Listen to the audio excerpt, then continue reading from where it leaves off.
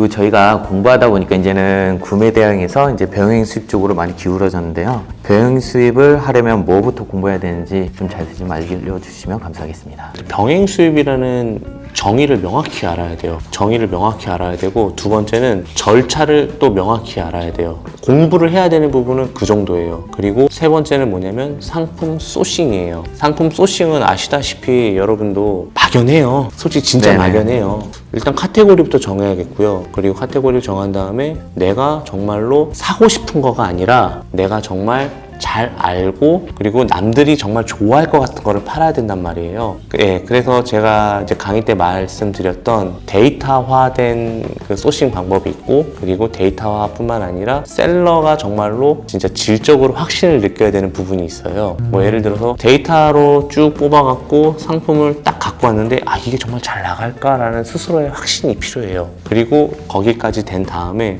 세 번째, 세무 구조도 명확히 알아야 돼요. 왜냐면 사업을 운영하다 보면은 세금이 정말 중요하거든요. 그리고 마지막으로는 이 상품을 판매를 해야 되잖아요. 그러면은 마케팅이 중요해요. 마케팅에서 가장 중요한 거는 저는 상품 상세 페이지라고 생각을 해요. 때로는 상품 상세 페이지가 사람을 마케팅이라고 분류하지 않는 사람들도 있는데 저는 그것도 마케팅이라고 분류하고 있어요. 왜냐면 가장 중요한 거니까. 그리고 마케팅은 대행사가 다 있으니까 대행사를 통해서 집행하면 되지만, 그 뜻은 뭐냐면 돈으로 광고로 내 사이트에 들어오기는 할 수 있지만 유입은 가능하지만 판매는 사업자 개개인의 역량이라는 걸 말씀드리고 싶어요. 그렇게 해서 이렇게 일련의 절차대로 쭉 한번 해보시고, 그리고 절차 중에는 이제 내가 창고를 운영해야 되고 그런 부분이 있는데, 내가 1인 기업을 하고 있는데 내가 회사를 다니고 있는데 내 택배를 누가 싸줘? 물건이 들어왔는데. 그런 것도 이제 3PL 업체한테 맡기면 되는데, 서드파티 로지스틱스라고 그 약자인데요. 제3자 물류예요. 말 그대로 창고 주인이 내 물건이 아닌 다른 사람의 물건을 보내주기도 하고 반품 받아주기도 하고 택배를 싸기도 하고, 그리고 한 달이 지나면 정산을 하기도 하고, 그런 일련의 절차만 알면은 병행 수입은 아마도 그쪽으로 공부하면 될 것 같아요. 제가 얘기를 들어보니까 3PL을 말씀하셨는데 네. 결국 저희 같은 직장인들은 사실 집에서 택배를 쌀 수 없으니까 3PL을 대부분 이제 무조건 이용을 하는 게 좋겠네요. 무조건 이용을 하는 게 저는 좋다고 봐요. 전업이 아니면은. 네네. 네. 근데 뭐 여러분들도 아시겠지만 초보시잖아요. 네. 물량이 하나도 없잖아요. 그럼 솔직히 3PL은 회전율이 좋은 그 사장님들을 좋아해요. 한 곳에 계속 있고 쌓아만 두면 그쪽에서 손해거든요. 뭐 임대료를 아무리 받는다 해도 손해예요. 그래서 초보 셀러들을 별로 안 좋아하지만, 제가 이제 옹꿈사에 이제 제휴 맺은 업체들 있죠. 네. 그 사장님한테 이렇게 얘기했어요. 옹꿈사를 그냥 한 명의 고객으로 봐달라. 그러면은 초보 셀러들 100명 모이고 200명 모이면 하루에 한 건만 나가도 200건 아니냐. 아 그러면 그걸 그냥 한 사람으로 봐달라 하고 제휴를 맺은 업체들이 제법 있죠. 저희 옹꿈사에 오시면은 혼자서 사업하시는 데는 전혀 불편함이 없어요. 제가 이제 9년, 10년 동안 사업을 하면서 알고 있던 인맥이나 뭐 사장님들 전부 다 포진시켜놨기 때문에, 그리고 심지어 제가 쓰는 가격으로. 예. 솔직히 쉽지 않잖아요. 네, 그렇죠.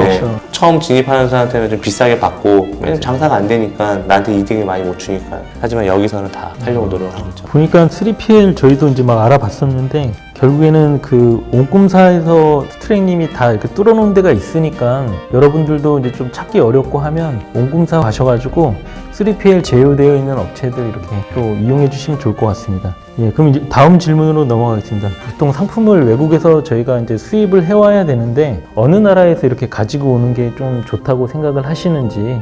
저는 중국이 제일 일단 초보자가 접하기가 되게 좋은 것 같아요. 왜냐면은 거의 대부분 노브랜드 상품이다 보니까 인증을 받아야 되는 부분이 또 많이 적고, 그리고 수입을 하면서 굉장히 저렴한 가격에 갖고 와서 물건을 판매할 수도 있거든요. 예를 들어서 중국에서 정말 소싱을 잘하면요 5,000원짜리, 그러니까 우리 돈으로 5,000원짜리를 수입을 하잖아요. 그래서 몇만 원에 팔 수도 있는 그런 말도 안 되는 그런 소싱을 해서 돈을 버시는 분들도 계세요. 그래서 저는 중국 병행 수입을 굉장히 추천해 드리고 있어요. 그렇군요. 그러면 이제 그 중국에서 상품들을 사올 때 어떤 종류의 상품들을 사오면 좀 좋을까요? 저는 처음에 하시는 분들은 가장 처음에 하시는 분들 중에 가장 오류를 범하는 게 하나 있는데 처음에 이제 소싱을 딱 시작해요. 그럼 제가 처음부터 좀 쉬운 것부터 하라 그래요. 쉬운 거라 하면 인증이 필요 없고 인증에는 뭐 KC 인증이 있고 그리고 식품 검역 또 받아야 되고 식품 검역은 이제 입에 닿는 거 음식이 담기는 거 그걸 말하는 거거든요. 그런 좀 인증 절차가 까다롭지 않은 것 위주로 하라고 말씀을 드려요. 그런데 하다 보면은 남들이 다 할 수 있는 것은 마치 장사가 안 될 것 같다는 느낌 때문에 점점 인증을 받아야 되는 상품으로 가는데 그건 되게 추천해주고 싶지가 않아요. 예, 어떤 상품 소싱해도 이제 그런 거를 일단 피하시고 그리고 피하시고 처음에는 하지 말라는 게 아니잖아요. 네네, 처음에. 피하고 그거 빼더라도 할 수 있는 카테고리가 굉장히 많거든요. 뭐 의류도 괜찮고요. 뭐 이제 추워지고 있으니까 뭐 후드티도 괜찮고 그리고 뭐 취미가 뭐 낚시면은 낚시 관련된 상품도 괜찮고 뭐 자전거 타는 거 좋아하는 사람은 자전거 부품도 괜찮고 액세서리도 괜찮고 오토바이 가방도 괜찮고 굉장히 많아요. 저 같은 경우는 제가 이제 관심 있는 게 이제 저는 이제 격투기 보는 거 스포츠 보는 거 좋아하거든요. 그래서 그 브라질 그 무술 그 뭐죠? 주짓수? 주짓수. 주짓수 도복을 소싱을 한번 한 적 있어요. 근데 주짓수 하면서 좀 아쉬워서 태극권 도복도 소싱을 하고 그런 게 의외로 잘 나가요. 수요가 좀 있나 봐요. 제가 이제 이렇게 얘기했으니까 이제 저는 이제 안 나가겠죠. 네. 그렇죠. 네, 그런 것도 있고 빨래 바구니도 괜찮고 그러니까 뭔가 인테리어나 소품이나 가정 리빙 쪽이나 이런 것도 많고 생각보다 엄청 많으니까 소싱에 대한 고민은 사실 크게 안 하셔도 될 거예요. 그러면 이제 중국이나 이런 해외에서 상품들을 국내 소비자들한테 팔아야 될 거잖아요. 어떻게 해야지 잘 팔 수 있는지 그런 노하우들을 좀 간단하게 좀 설명 부탁드립니다. 일단은 가장 핫한 노하우로는 뭐 여러분들도 아시겠지만 수치화된 데이터가 어떻게 보면 가장 좋죠. 네, 뭐 예를 들어서 우리 저기 신사임당님도 자주 말씀하시는 내용이긴 한데 상품은 키워드로 검색을 했을 때 검색 수보다 쇼핑몰 수가 더 적게 되면은 유리하지 않겠냐라고 얘기도 하는데 사실 그거는 정말 빙산의 일각이고 그거대로도 소싱이 되지는 않아요. 하지만 그런 데이터적인 부분도 무시할 수 없어요. 네, 그리고 내가 만약에 소싱을 하고자 하는 상품이 지금 현재 네이버 쇼핑에서 얼마만큼 경쟁력이 있겠냐 정도는 한번 눈으로 항상 확인을 하셔야 돼요. 뭐 상품 상세 페이지가 너무 잘 만들고 있거나 아니면은 구매 후기가 너무 많이 달려 있거나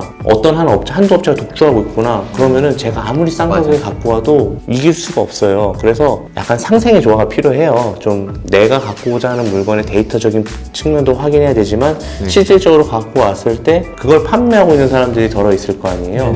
그 사람들 사이에서 내가 이길 수 있을까라는 스스로의 판단이 좀 필요해요. 뭐 그걸 판단을 좀 객관화해서 말씀드리자면 아까 말씀드렸다시피 구매 후기 그리고 상품 상세 페이지를 정말 자기가 정말 제대로 만들었는지 아닌지 상세 페이지가 내가 정말 이 사람들이 내 상품을 검색할 것 같은 키워드 첫 번째로 쳤을 때 나오는 상품들이 이거 내가 봐도 그 상품들이 상품 상세 페이지가 너무 개판이다 그럼 내가 들어가면 이길 수 있겠다 이런 거랑 검색을 했는데 병행 수입 상품은 없고 해외 구매된 상품만 나온다 그러면 거기 들어가서 병행 수입으로 이길 수 있는 뭐 그런 정도가 될 수 있겠죠.